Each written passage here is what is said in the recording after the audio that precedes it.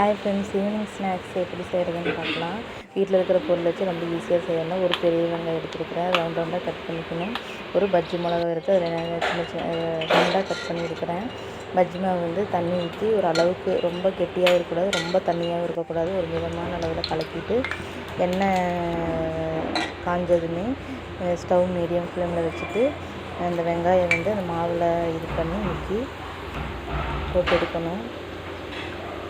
நம்ம வந்து இது ரெடிமேட் மாவு வந்து டக்குன்னு செய்கிறதுனால மாவு இல்லை, பஜ்ஜி மாவு இல்லைன்னா வீட்லேயே நான் பஜ்ஜி மாவு வந்து செய்வேன்.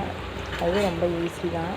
இப்போ மாவு இல்லாதனால நான் ரெடிமேட் மாவு தான் வாங்கியிருக்கிறேன். ஒரு 100 கிராம் மாவு வாங்கி இப்போ வந்து குழந்தைகளுக்கு வந்து கிளைமேட் நல்லா கூலிங்காக இருக்கிறதுனால இப்போ செஞ்சு கொடுக்குறேன்.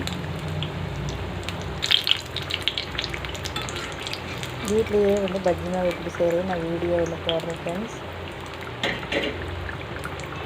இந்த வீடியோ பிடிச்சிருந்தால் லைக் பண்ணுங்கள், கமெண்ட் பண்ணுங்கள், சப்ஸ்கிரைப் பண்ணிக்கோங்க. தொடர்ந்து நீங்கள் நிறைய வீடியோ நான் போடுறேன். இப்போ அந்த மிளகா வந்து நான் ஃபுல்லாக போடலை, நான் அது வந்து குழந்தைங்க சாப்பிட்றதுனால அதை ஆஃபாக கட் பண்ணி தான் மாவில் இது பண்ணி பஜ்ஜி செய்கிறேன். ஏன்னா அப்போ அவங்க வந்து விரும்பி சாப்பிடுவாங்க. முழுசாக இருந்தால் அவங்க சாப்பிட்றதுக்கு இதாக இருக்கும்.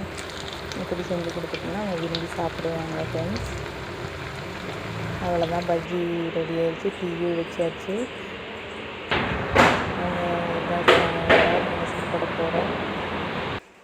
எப்படி இருக்குது சாப்பிட்டு அவங்களுக்கு நல்லா இருந்துச்சு சொன்னாங்க, டேஸ்ட்டாக இருந்துச்சுன்னு. எப்படி இருக்கு ஜோ? இருக்கா? கிளைமேட்டுக்கு நல்லா இருந்துச்சு ஃப்ரெண்ட்ஸ். நீங்கள் போய்ட்டு தேங்க்யூ.